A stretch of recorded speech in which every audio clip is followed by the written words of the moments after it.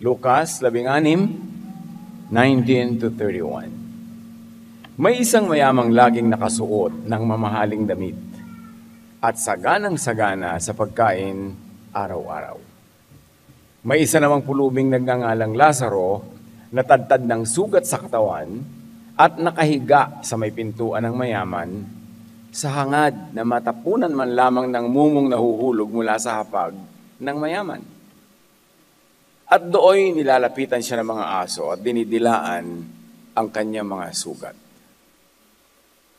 Namatay ang pulubi at siya'y dinala ng mga anghel sa piling ni Abraham. Namatay din ang mayaman at inilibing sa gitna ng kanyang pagdurusa sa daigdig ng mga patay. Natanaw ng mayaman si Lazaro sa piling ni Abraham, kaya't sumigaw siya, "Amang Abraham, maawa po kayo sa akin. Utusan po ninyo si Lazaro na isawsaw sa tubig ang dulo ng kanyang daliri at basain ang aking dila. Sapagkat ako'y naghihirap sa apoy na ito." Ngunit sumagot si Abraham, "Anak, alalahanin mong nagpasasa ka sa buhay noong ika'y nasa lupa. At si Lazaro naman ay nagtiis ng kahirapan. Subalit ngayon ay inaaliw siya rito, samantalang ikaw na may nagdurusa dyan. Bukod dito, may malaking bangin sa pagitan natin, kaya't ang mga naririto ay hindi makakapunta dyan, at ang mga naririyan ay hindi makakapunta dito." Ngunit sinabi ng mayaman, "Kung gayon po, Amang Abraham, ipinapakiusap kong papuntahin na lamang ninyo si Lazaro sa bahay ng aking ama, sa aking 5 kapatid na lalaki. Suguin po ninyo siya upang sila'y bigyang babala at nang hindi sila humantong sa dakong ito ng pagdurusa." Ngunit sinabi sa kanya ni Abraham, "Nasa kanila ang mga kasulatan ni Moises at ng mga propeta. Iyon ang kanilang pakinggan." Sumagot ang mayaman, "Hindi po sapat ang mga iyon. Ngunit kung magpapakita sa kanila ang isang patay na muling nabuhay, magsisisi sila at tatalikuran ang kanilang mga kasalanan." Sinabi naman sa kanya ni Abraham, "Kung ayaw nilang pakinggan ang mga sinulat ni Moises at ng mga propeta, hindi rin nila paniniwalaan kahit ang isang patay na muling mabuhay." Maraming mga reviews, mga pananaw tungkol sa narrative na ito. Real, literal story ba? Or parable lang ba ito? Source or basis ba ng literal and solid theology ito? Or illustration only of some other important lessons? May mga iba-ibang pananaw at may kanya-kanyang points tungkol dito. Kasi pagka sinerious mo ang bawat detalye ng kwento, they point to different points of view about how to have eternal life.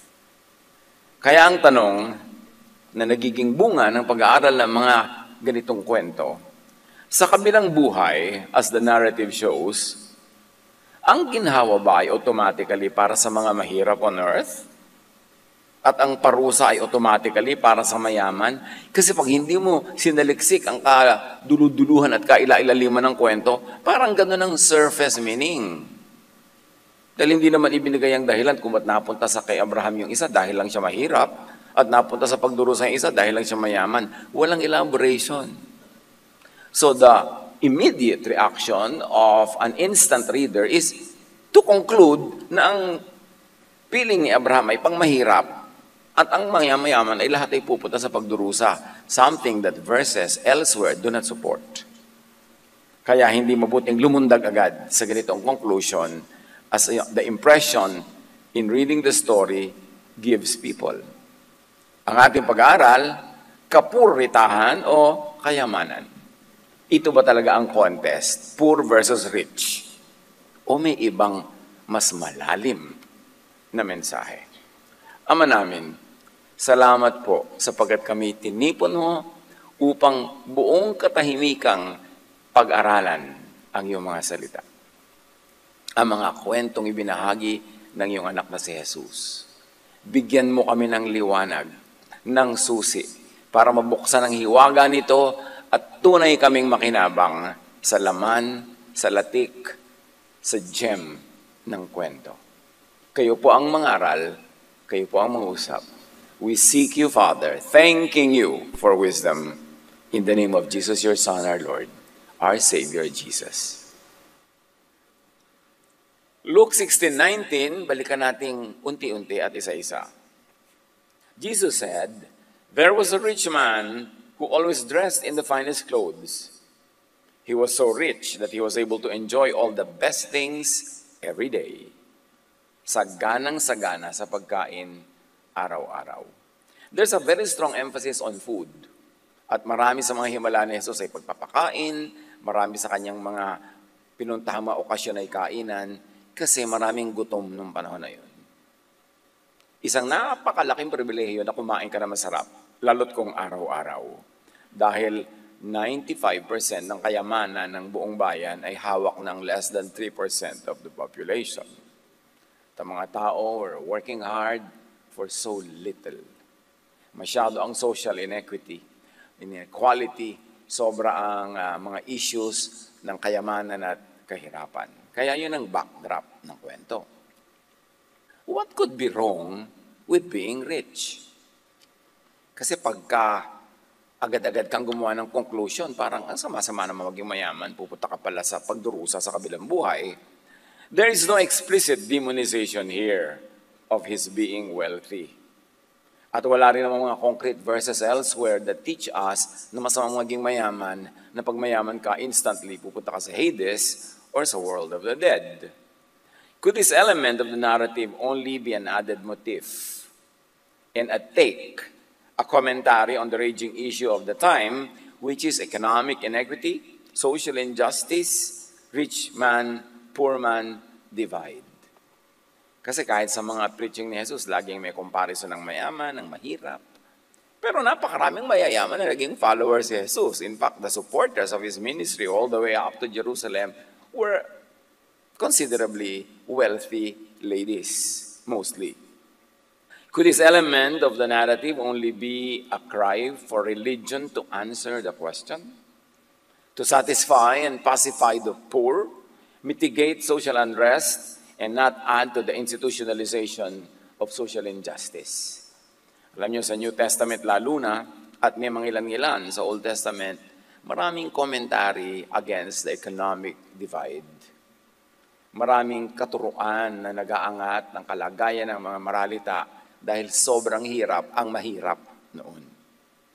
Walang relevant spiritual teacher na hindi sasalingin ang sugat ng lipunan caused by poverty, because so many people were working so hard for so little. Luke 6:20, 24-25, tumingin si Jesus sa mga alagad at sinabi, "Pinagpala kayong mga dukha, sapagkat sa inyo ang kaharian ng Diyos. Ganon kalambot ang puso ng Diyos towards the api. Ngunit kahabag-habag kayong mga mayayaman ngayon, sapagkat natamasa na ninyo ang kaginhawahan. Kahabag-habag kayong mga busog ngayon, sapagkat kayo'y magugutom. Kahabag-habag kayong mga tumatawa ngayon, sapagkat kayo'y magdadalamhati at magsisitangis." At least in this story, it applied to that rich man, but it does not universally apply to all rich people. There is no such teaching in Scripture. So, ano ang rasyonal? Ano ang context? Bakit ganon ang mga pagtuligsa sa mga mayaman? May other side of the story. Because most of the very rich people at the time were rich at the expense of the people. Merong royalty, merong occupying colonial forces, merong religious elite, at sila ang nagpapasasa sa kayamanang nililikha ng pagtatrabaho ng mga tao. Kaya ang context ng ganitong komentaryo against the rich can be better understood pag tinignan natin ang mga ibang teaching. Halimbawa, ang James 5:1-5. Pakinggan ninyo ito, kayong mayayaman. Tumangis kayo at humagulgol dahil sa mga kapighatiang darating sa inyo. Bulok na ang inyong mga kayamanan at kinain na namang mapanirang insekto ang inyong mga damit. Kinakalawang na ang inyong ginto at pilak, at ang kalawang ding iyon ang magiging katibayan laban sa inyo, at parang apoy na tutupok sa inyong laman. Iyan ang kayamanang inimpok nyo para sa mga huling araw. Sumisigaw ang mga manggagawa sa inyong mga bukirin dahil hindi nyo ibinibigay ang kanilang mga sahod. Umabot na sa pandinig ng Panginoong makapangyarihan sa lahat ang mga hinaing na mga mag-aani na inyong inapi. Nagpasasa kayo sa kalayawan at karangyaan dito sa lupa. Nagpataba kayong para mga hayop na kakatayin. So yun pala ang issue against this rich. Not against all rich, but the rich who enrich themselves by exploiting the people. But by not paying proper wages and by not paying on time. Yung mga hindi nila pagbabayad sa mga paglilingkod sa kanila ng mga nag-aani, mga trabahador, kaya pala may galit ang kapangyarihan ng langit sa mayayaman na yumayaman sa panggigipit ng mga kawawa. Yumayaman at the expense of others. It's about mayayaman na nagpapahirap sa kapwa. It's about kayamanang galing sa dugo at pawis ng mga maralita. It's about ill-gotten wealth snatched from the mouth of the hungry people. It's not a universal condemnation of wealth or of rich people, of industry that creates wealth. So anong lesson? Ngayon pa lang, ang aga-aga may lesson na clear. Make wealth, but not by exploiting the weak. Not by depriving rightful recipients of their share in the production project. Not by unfair and dishonest means. Sa pagpapatuloy ng kwento, na ngayon higit nating nauunawa pagka tayo ay nag-triangulate, pag tayo ay nag-refer sa ibang mga katuruan sa Bible na ganun din ang tinutukoy at tinatalakay na topic. Kasi within the story itself, walang kapaliwanagan. So hahanap ka ng echo verses ng mga ibang mga katuruan na yun din ang topic para mas luminaw ang konteksto sa atin. Ba't ganun lang yung condemnation doon sa mayamang lalaking yan? Luke 16:20, may isa namang pulubing nangangalang Lazaro na tadtad ng sugat sa katawan at nakahiga sa may pintuan ng mayaman. As far as the text goes, tanong natin, yan lang ba ang claim niya to fame, being poor and covered with sores?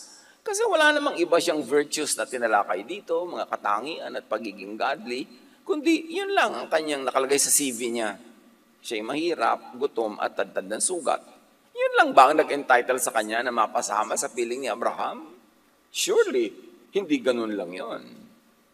Luke 16:21, siya'y nakahiga sa may pintuan ng mayaman sa hangad na matapunan man lamang ng mga mumong nahuhulog mula sa hapag ng mayaman. At do'y nilalapitan siya ng mga aso at dinidilaan ang kanyang mga sugat. His aspiration, as far as the text goes, was to eat scraps of food that fell from the rich man's tables. So kung itatanong mo, yun lang ba ang katangian niya kaya siya napiling dalhin kay Abraham? And is he celebrated only for this? Surely, may iba pang reasons, though unsaid.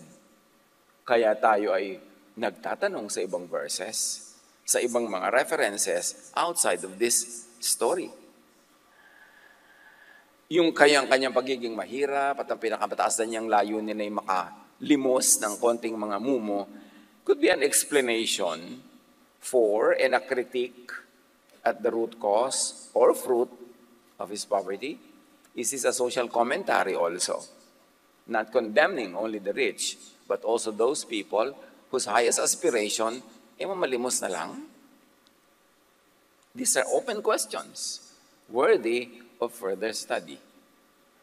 Luke 16:22, namatay ang pulubi at siya'y dinala ng mga anghel sa piling ni Abraham. Sa napakaraming mga tao, ang tanging pag-asang guminhawa ay sumakabilang buhay. Kayo mga napakahilig sa end of the world, yung wala nang inabangan, i-celebrate kung the end of the world, marami doon kasi hirap na hirap sa buhay na ito. At ang tingin nila ay ang tangi nilang exit, tangi nilang escape to comfort, ay yung magwakas ang mundo. Kaya parang abang sila sa end of the world. Hindi mo naman masisi kung talagang wala nang mga panghawakan at maasahan sa buhay na ito. There's another hiwaga here. What merited this kind and special treatment for the poor man? Dahil lang poor? Mahirap naman itong kuhanan ng solid doctrine kung saan-saan mapupunta at maliligaw ang theologizing mo pag ginawa mo itong basis for formulation of doctrine. At walang known solid verses to support such a reasoning. Because elsewhere, Scripture celebrates diligence that brings wealth. Hindi minamasama ng Scripture ang magpayaman. Ang masama ay yung paraan kung paano yumayaman ng marami. Proverbs 10:4-5, for instance, well, this is not directly about Lazarus and his kind, but there is a general truth in this. Lazy hands make for poverty, but diligent hands bring wealth. He who gathers crops in summer is a prudent son, but he who sleeps during harvest is a disgraceful son. So was poverty his claim to Abraham's presence and comfort, or something else, not explicitly mentioned in the narrative that we should search for and dig for? What we know about Abraham is that he is noted for faith. Diyan siya bantog, diyan siya kilala, pananalig, pananampalataya sa Diyos na itinuring, inari at binilang ng Diyos bilang godliness, righteousness. Na pag nananalig ka sa Diyos, sa kanyang tunay na karakter, which is loving, gracious, forgiving, pag nananalig ka doon, yung faith mo is counted as righteousness and it brings you to eternal life. Meanwhile, all others try to be righteous by obeying the law, hoping that that would bring them to eternal life. But so many verses tell us that it's a failure to do it that way. So binanggit si Abraham sa dinami-rami ng karakter sa Old Testament ay inungkat siya sa isang very New Testament story kasi nga, pinag-uusapan natin, what brings eternal life? Bakit nagkaroon ng eternal life yung isa? At si Abraham na alam natin, kilala sa faith. Abraham is noted for faith. So was the poor man of great faith like Abraham? He only happened to be poor, pero ang tunay niyang virtue ay faith. Was the poor man celebrated for his faith and not for his poverty? Kasi wala namang reason to celebrate poverty as is, apart from other virtues. The text does not mention or explain this. That's why so many people are baffled by this story. So they avoid it altogether, or create oversimplified excuses to find reason in the story. But the story begs for logical explanation. Because Scripture celebrates Abraham for his faith, not for his poverty. In fact, Abraham was a very rich man. He was landed, he had a lot of property, he had a lot of people under his care. So Abraham did not go to where Abraham went, because he was poor, obviously, and he was not demonized for his wealth. So if that poor man went to Abraham's side, dapat may common denominator sila na Abraham. And that could only be faith, because elsewhere, Scripture is clear. Faith is counted as righteousness, a righteousness that brings eternal life. Romans 4:3, what do we find in Scripture? It says, Abraham believed God. God accepted Abraham's faith, and so his faith made him right with God. Tandaan niyo mga kapatid, faith is counted as righteousness. There are two ways to be righteous, known to the people of the book, known to people who believe in Scriptures. One is to obey all the law all the time and then be counted righteous, which is impossible to happen. And the other is to believe in God's goodness, kindness, believe in it, receive it, operationalize it in your life, and that is counted as righteousness. Better than being righteous by works is to be righteous by faith. Because no one could be righteous by works, because no one could do righteous things all the time. You are bound to fail one day, one time, 1 hour, 1 minute, or another. Dahil dito, siya itinuring ng Diyos na matuwid. Righteous by faith. Sa patuloy ng kwento, na ipupwesto na natin si Abraham sa place of righteousness because of his faith. So, logically, the poor man went to that same place, not because he was poor, but because he was also counted as righteous by faith, which is a missing part of the story, but you can supply that blank by referring to other verses. Luke 16:22, the rich man also died and was buried. He was sent to the place of death, called Hades, and was in great pain. What disqualified the rich man from Abraham's presence? His wealth? Kung nakaka-disqualify ang wealth, ang yabang nga ni Abraham, ba't siya napunta doon? So hindi wealth ang issue dito. The text does not explain, but again, we refer to other texts, to other books, to other chapters, other verses for answers. 1 Timothy 6:17, command those who are rich in this present world not to be arrogant, nor to put their hope in wealth, which is so uncertain, but to put their hope in God, who richly provides us with everything for our enjoyment. So it is dependence on my righteousness by works, or is it dependence on the gift of righteousness given by God to people who truly believe? Ano ba yung dapat pananiniwalaan? Kasi paulit-ulit tayo dyan believe and you will be saved. Believe in the Lord Jesus and you will be saved. Ano ang dapat mong paniwalaan? Na ang mensahe ni Jesus tungkol sa Diyos Ama ay paniwalaan mo na mahal ka ng Ama at pag nanalig ka sa Kanya, yun ay bibilangin niya as righteousness, and that is your ticket to eternal life. Pag piniwalaan mo yun, meron kang ganong eternal life. It's not enough to believe, oh, Jesus died for me, that Jesus is Lord, that Jesus is Savior, that God the Father is this or that. Yes, pero do you believe enough to the point na buong-buo mong ibinibigay sa kamay ng Ama ang iyong kaligtasan dahil sa Kanyang kabutihan at hindi dahil sa iyong accomplishment? Dapat clear yun. Kasi napakaraming mga tao nagsasabing nananalig sila, pero hating-hati pa. Pag nagkasala sila, hindi na naman sila saved. Pag nagkulang sila sa personal righteousness in reference to the law, tanggal na naman yung salvation nila. Di hindi pala talaga totoong naniniwala sa grace of God, kundi naniniwala sila, siguro kalahating grace, tapos kalahating works by their own achievement. It must be clear what you believe in and how much you believe in it, because by believing in it, your mind, your heart, your spirit change. All of those elements of your personhood. Because thought changes things. And belief is thought. And when you think of the right things about God, that thought changes your status and it brings you to the eternal presence of God. Kahit buhay ka pa sa iyong kalupang katawan, naghihintay lang ang iyong espiritong makalaya mula sa kulungan ng katawan na yan, and then you join the Father, tulad ni Abraham at tulad nung poor man na nakatulad din kay Abraham.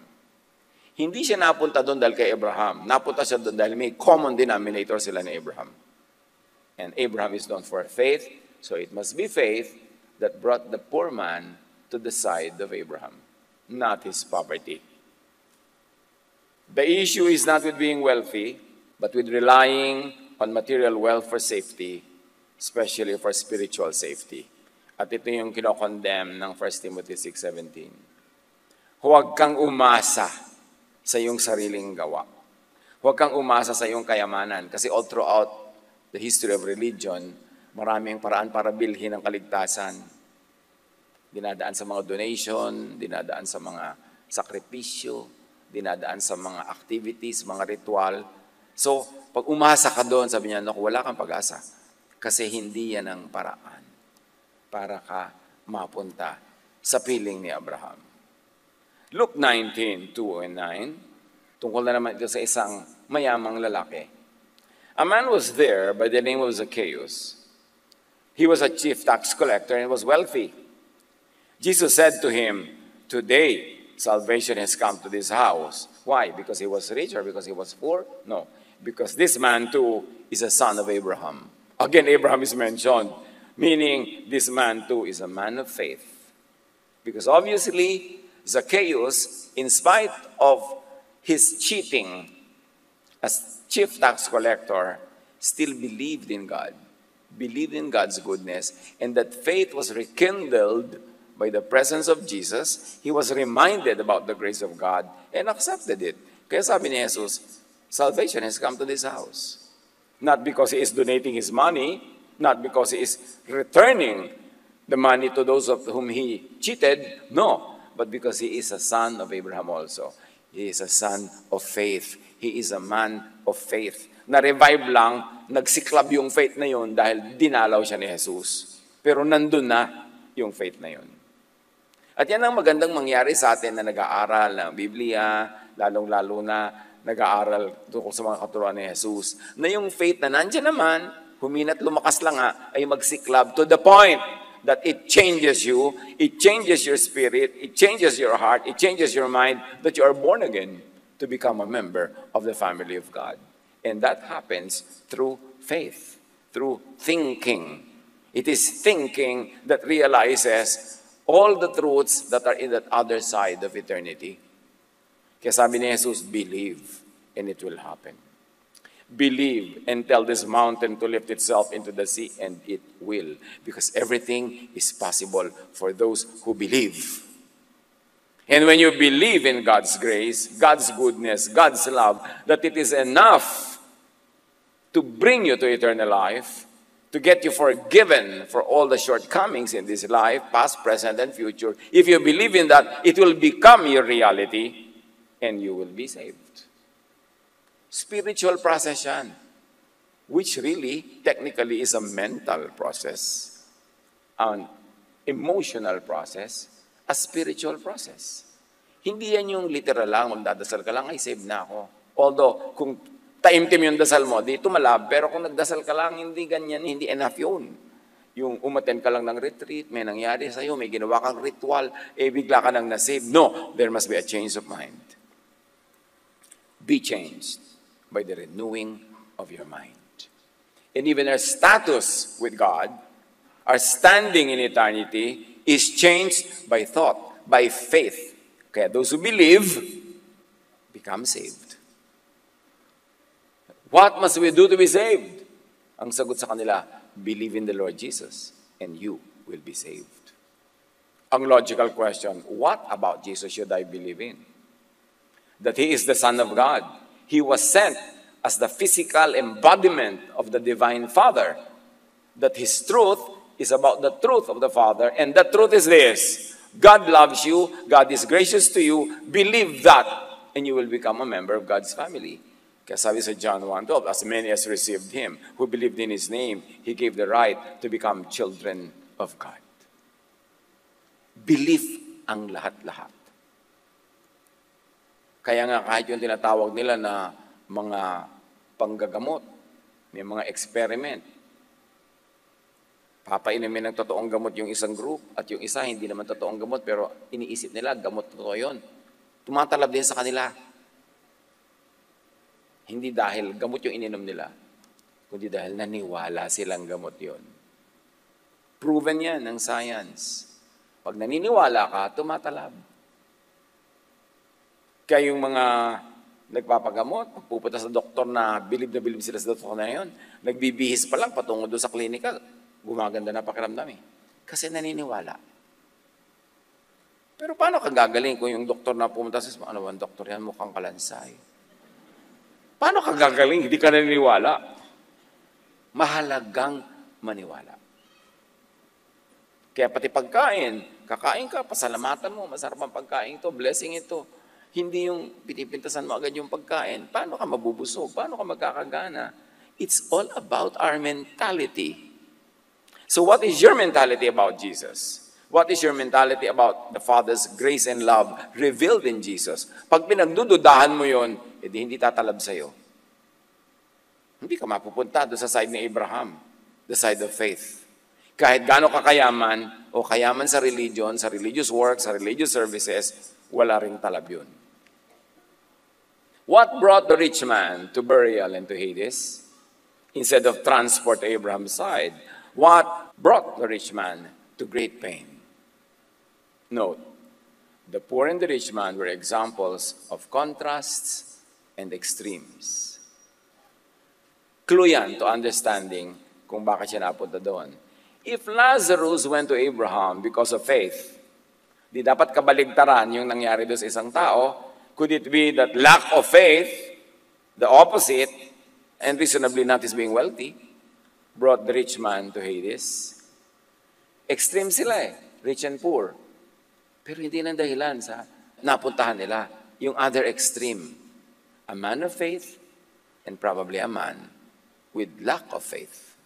Yun ang extreme. Parehong extreme. Hebrews 10:22 to 23. Kaya't lumapit tayo sa Diyos na may pusong tapat at may matibay na pananampalataya or faith sa Kanya. Hebrews 11:6. And without faith, it is impossible to please God.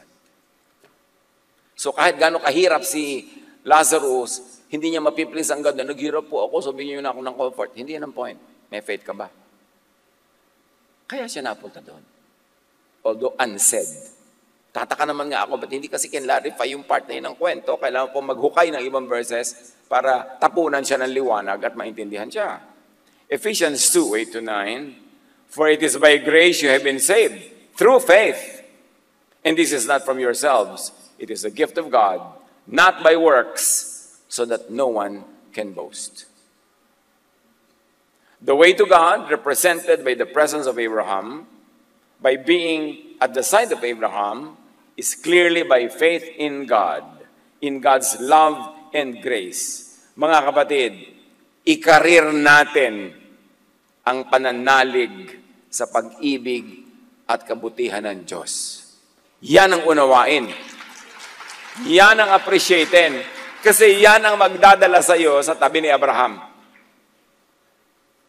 Kasi kung sa tabi ka ni Moses dinala, ibig sabihin, ang nagdadala pala sa iyo doon, works. Kasi Moses is by law, by works, by legalism, by obeying all the teachings and by obeying all the commandments. Pero hindi, sa tabi ni Abraham dinala. Abraham, who was an institution for faith. So, not in works to satisfy the law. Huwag na tayo magpagod na ikarirang works. Ang legalism, ang law. Hindi masamang sundin at gawin lahat ang mabubuting turo ng law. Maganda ngayon, sundin. Pero huwag mo doon iasa ang iyong kaligtasan. Masyadong volatile, masyadong uncertain. Kasi ngayon nasunod mo, bukas hindi. Gawin mo lahat ang magagawa mo to obey the law hanggang abot kaya, pero huwag ka dun umasa. Umasa ka sa pag-ibig ng Diyos na mag-fill ng lahat ng blanks, magpupuno ng lahat ng iyong kulang at gagawin para sa iyo ang di mo kayang gawin, humanly speaking. Do all the good, obey all the law because it teaches us order. But huwag dun umasa, hindi ka dun maliligtas. Ang kaligtasan natin, sa pag-ibig ng Diyos at sa Kanyang walang patakarang pagtanggap dahil sa ginawa sa atin ni Jesus. Huwag tayong umasa sa iba. So, the way to God is clearly by faith in Jesus, God's Son and humanity's Savior, in the saving and redeeming word and work of Jesus. Kaya yan ang ating i-master sa buhay.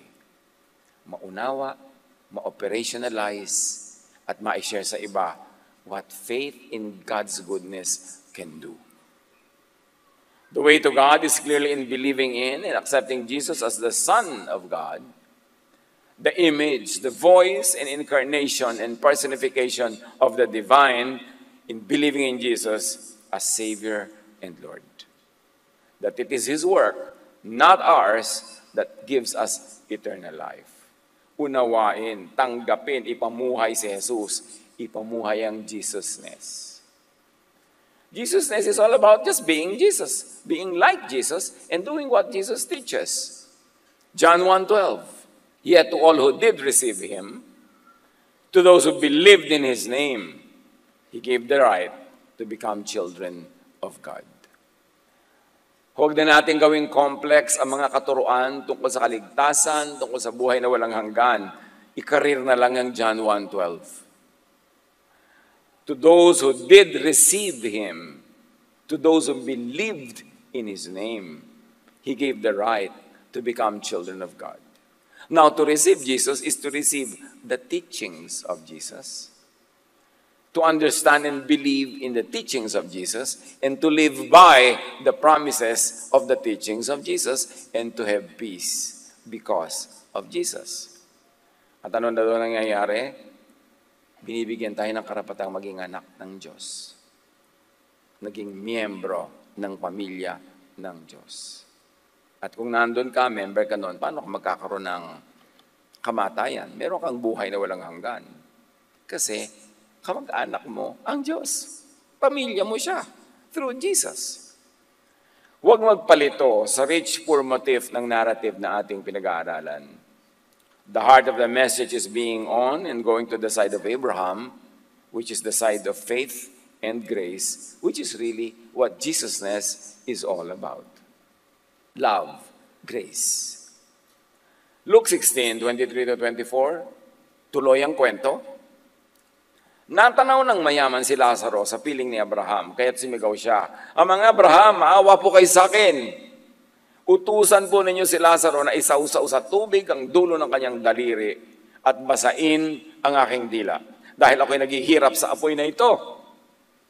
It's a most sincere and urgent call. Ngunit sumagot si Abraham, "Anak, alalahanin mo nagpasasa ka sa buhay nung ikaw ay nasa lupa at si Lazaro naman ay nagtiis ng kahirapan. Subalit ngayon ay inaaliw siya rito, samantalang ikaw naman ay nagdurusa dyan. So suffering in eternity for having good things in earthly life, not for any listed wrongdoing, because there's no mention of any. Wala namang binanggit na maling ginawa itong mayaman na to eh. So ano ang moral lesson? Comfort in eternity for having nothing but problems in earthly life? Really? Ito kaya yung lesson? Ano ang talagang message? Yan ang challenge sa pag-aaral ng narrative na to. Very challenging. Kaya kailangan ang cross-references na titindigan at panghahawakan para makakuha ng conclusion. Wala ka makukuha doon sa story itself. Kailangan humanap ka ng mga kamag-anak na katuruan sa iba't ibang books and chapters. Cross-referencing ka dyan, which is really a device in studying the Bible. And even in any scientific study, kaya physical or social sciences, nagtatriangulate ka, humahanap ka ng mga ibang references para mabigyan mo ng konteksto yung kulang na konteksto. Luke 16:26, also, there is a big pit between you and us. No one can cross over to help you, and no one can come here from there. Luke 16:27-28. Ngunit sinabi ng mayaman, ganun pala, kung gayon po, amang Abraham, ipinakikiusap kung papuntahin na lamang niyo si Lazaro sa bahay ng aking ama, sa aking 5 kapatid na lalaki, kasi nakadestino din silang dito mapunta. Pare-pareho kami ng buhay. Suguin po niyo siya upang sila'y bigyan ng babala at nang hindi sila humantong sa dakong ito ng pagdurusa. Warn them of what? About not being wealthy like him? Or by not being like Abraham? By not having and relying on faith like Abraham? Not going to and being on the side of Abraham or the side of faith and grace early on and during one's early life? Anong babala ang kailangan? Huy, babala sa inyo, huwag daw kayo maging mayaman tulad ng kapatid nyo. Or, huwag niyong gayahin ang kapatid nyo na sa kayamanan umasa at kulang sa faith, kulang sa Abraham spirit, hindi tuloy napasama sa tabi ni Abraham. Yun ang warning. Kailangan habang buhay pa kayo, maalala nyo, maisip nyo, kailangan ikarir nyo ang faith. Maintindihan nyo yan because faith turns into righteousness. hindi sa pagsunod sa mga legal laws. Although maraming benefit at maraming buting idinudulot ang pagsunod doon, pero yun never good enough to bring you to eternal life. Romans 3:28, for we maintain that a person is justified by faith apart from the works of the law. Ubod ng linaw ng mga katuroan ni Paul sa salvation. What justifies you is your faith, not your works in trying hard to obey the law. Although it's not wrong to obey the law. Many times it is desirable for the sake of order, for the sake of organization, and for the sake of interpersonal peace.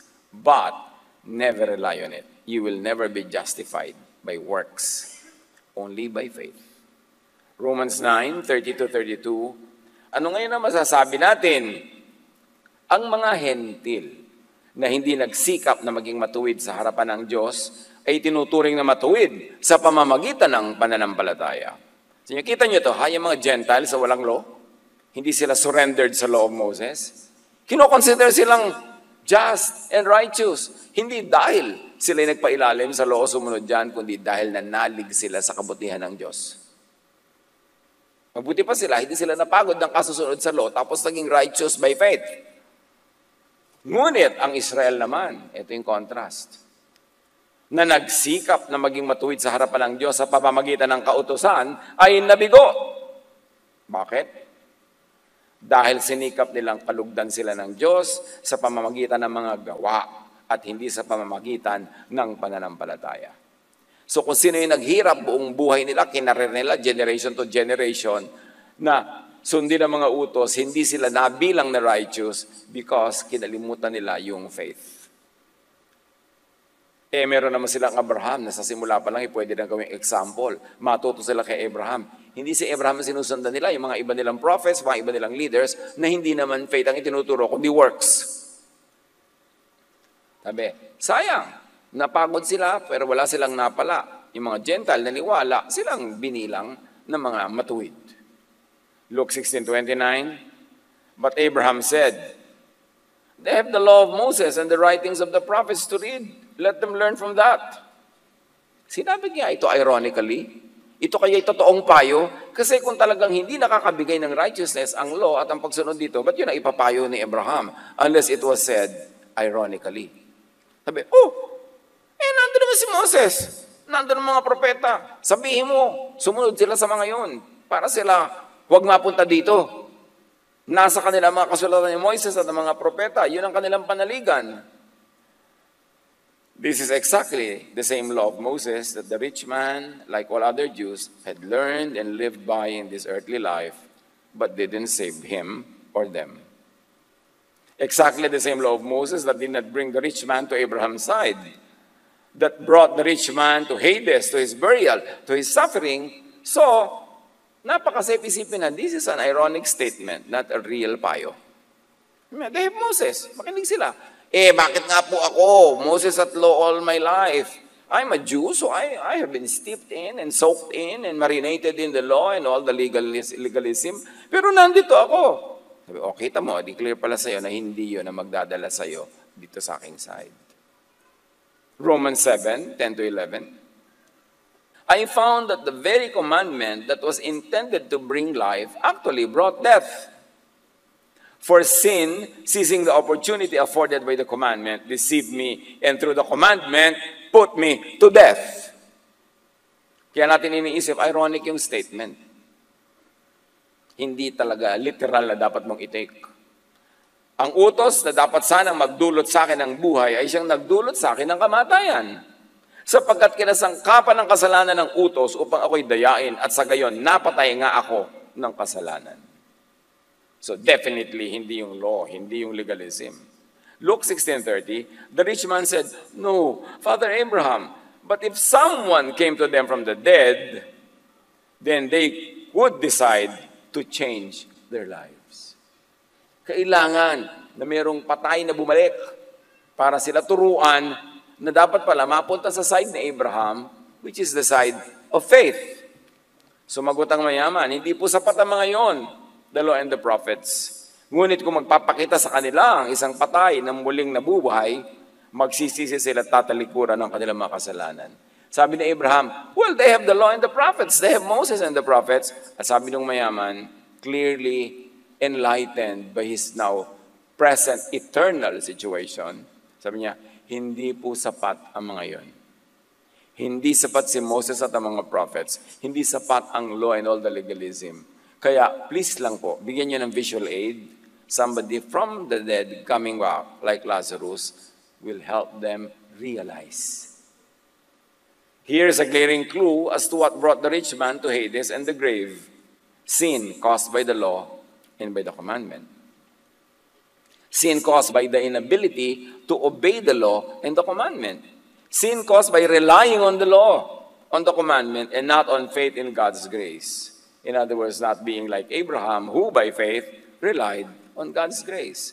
The rich man acknowledged that even Jews like them don't really practically listen to Moses, don't effectively obey Moses and the law.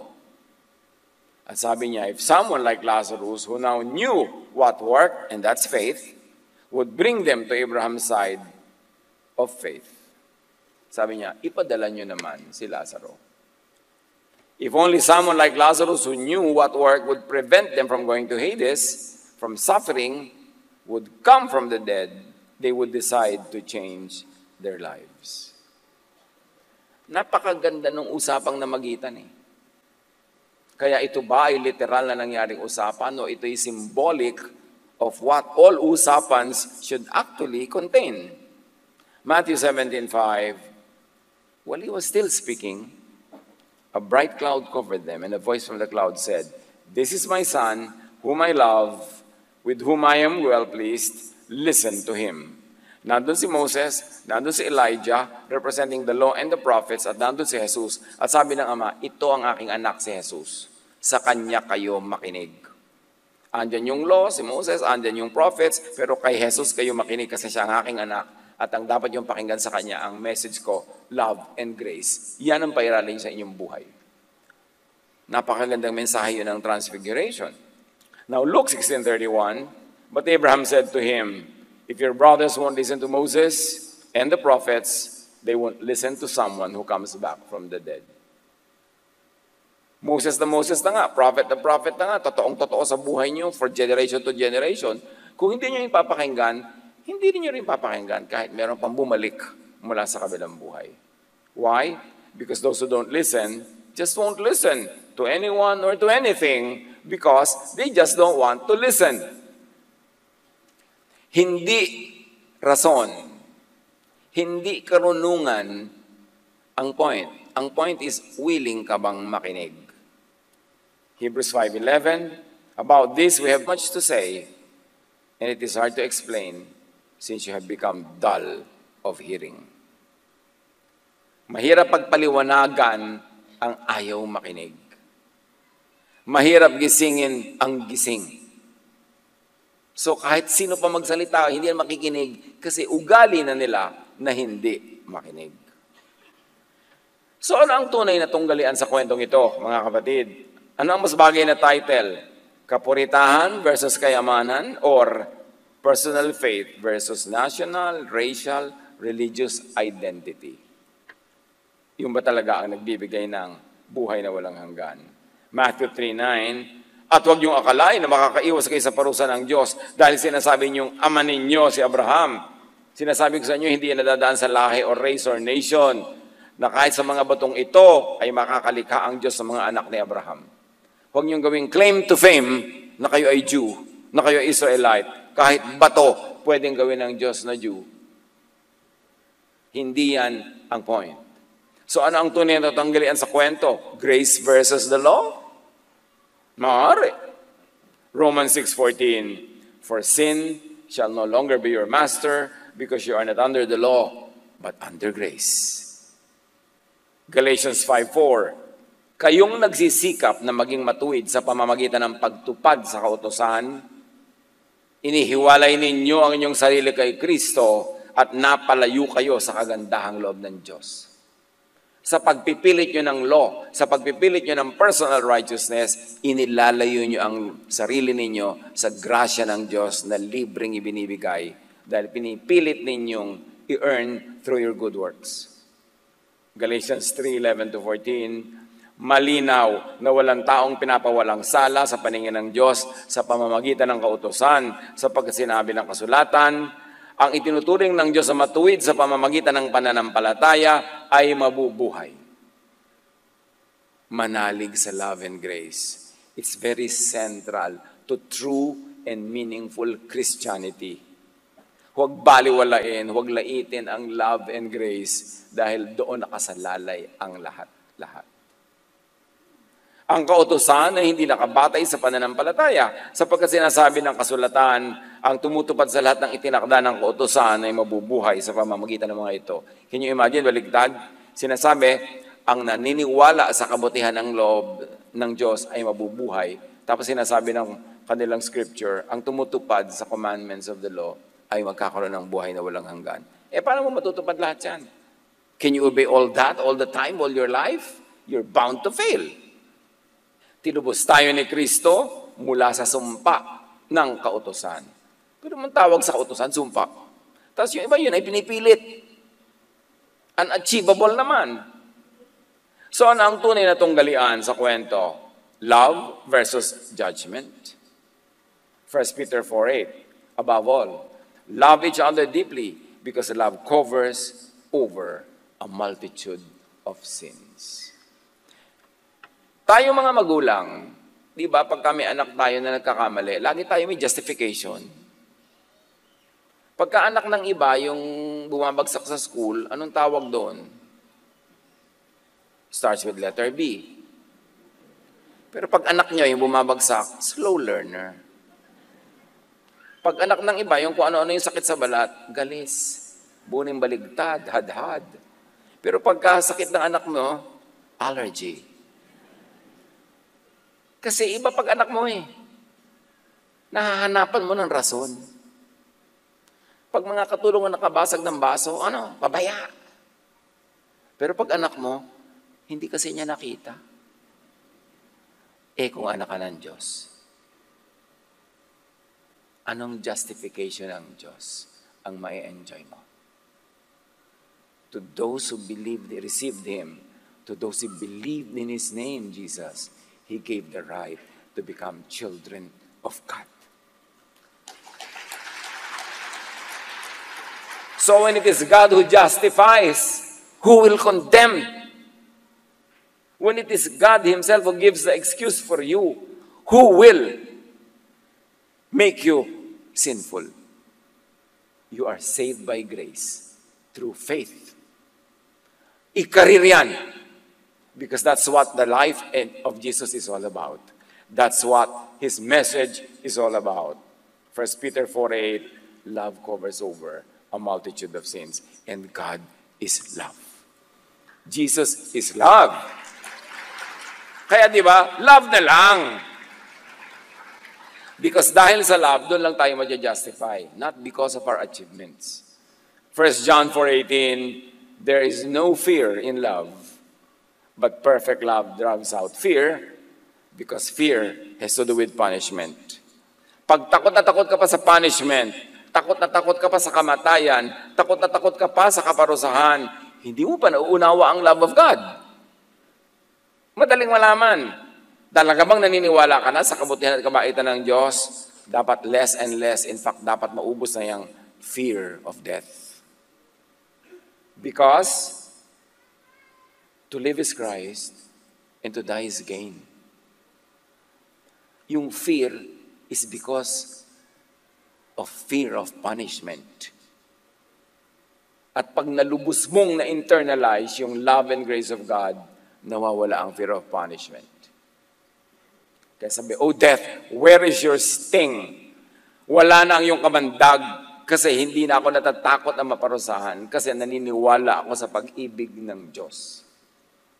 Romans 5:21, kaya nga kung paano naghari ang kasalanan sa pamamagitan ng kamatayan, gayon din namang maghahari ang kagandahang loob ng Diyos sa pamamagitan ng pagpapawalang sala. Ito'y magdudulot ng buhay na walang hanggan sa pamamagitan ng ating Panginoong Hesukristo. Romans 14:13, therefore, let us stop passing judgment on one another. Even God does not judge. God justifies. God forgives. Instead, make up your mind not to put any stumbling block or obstacle in the way of a brother or a sister. And if I may add, don't put a stumbling block on the way to the enjoyment of grace and love. Huwag mong takutin ang takutin at bigyan ng mga hadlang ang mga taong nais tumanggap ng kapayapaan sa pamamagitan ng pananampalataya. So ano ang tunay na tunggalian sa kwento? Jesusness versus Mosesness / Phariseeness? John 1:17, for the law was given through Moses, grace and truth came through Jesus. Nakita niyo yung dichotomy? The law was given through Moses. On the other side, grace and truth came through Jesus. John 5:45, but do not think that I will accuse you before the Father. Sabi ni Jesus, your accuser is Moses, on whom your hopes are set. Huwag niyong akalain na ako ang manguusig sa inyo sa harapan ng Ama. Hindi. Ang umuusig sa inyo ay si Moses at ang kanyang law. Sa kanya kayo umaasa. So talagang mauusig kayo. Galatians 3:2. I want to know only one thing. How are you given God's Spirit? Paano nga ba niyo tinanggap ang Espiritu ng Diyos? Was it by obeying the law of Moses? Or by hearing about Christ and having faith in Him? Linawin natin yan sa atin. Tayo, alam na natin, what brings life? What brings eternal life? Hindi na tayo nag-aagam-agam o natatakot pa. Hebrews 6:1-3, therefore let us move beyond the elementary teachings about Christ and be taken forward to maturity. Mag-mature na tayo. Tama na yung mga bangayan sa mga doktrinang kung ano-ano, mga ritual, mga seremonya, mga kapistahan. Dapat graduate na tayo doon. Dahil ang inaatupag na natin dapat ngayon ay ang magmahalan, mag-ibigan, at spread ang tunay na katuruan ni Jesus to people. Salvation through faith in the love and grace of the Father. Kaya't iwanan natin ang mga panimulang aralin tungkol kay Kristo at magpatuloy tayo sa mga aral na para sa mga may sapat na gulang na. Tigilan na natin ang muling paglalagay ng pundasyon tungkol sa paglilingkod, sa mga gawang walang kabuluhan at tungkol sa pananampalataya sa Diyos, tungkol sa mga iba't ibang seremonya ng paglilinis at pagpapataw ng mga kamay, at tungkol sa mga muling pagkabuhay ng mga patay at sa hatol na walang hanggan. Magpatuloy nga tayo at yan ang gawin natin kung loloobin ng Diyos. Grow into maturity. Gumraduate na sa mga pang-elementary na mga issues. At dapat lumilipat na tayo sa estado ng peace, stability, love, calm, and enjoyment of our spiritual life. Panginoong Diyos, pakalinawin niyo po sa amin itong mga pinag-aralan namin at patuloy na pinag-aaralan. At nang sa gayon magbunga ito sa amin ng pasalamat, ng pagtanaw ng walang hanggang utang na loob sa iyong kabutihan, at magbunga ito sa amin ng pag-ibig sa kapwa, paggawa ng mabuti, at pagtuturo ng kaligtasan sa pamamagitan ng pananampalataya sa iyo. Bigyan niyo po ng kahulugan lahat ng mga ginagawa namin, especially in the name of religion, in the name of God, na ito'y magbunga ng katuruan na nagpapalaya mula sa takot, nagpapalaya mula sa kasalanan at sa pananakot ng law, kundi kami magkaroon ng buhay na payapa, tahimik, at naglilingkod sa iyo. Pagbulay-bulayan natin mga kapatid ang ilang pang mga personal na application ng mga bagay na ito. Be alone with God in some silent reflection.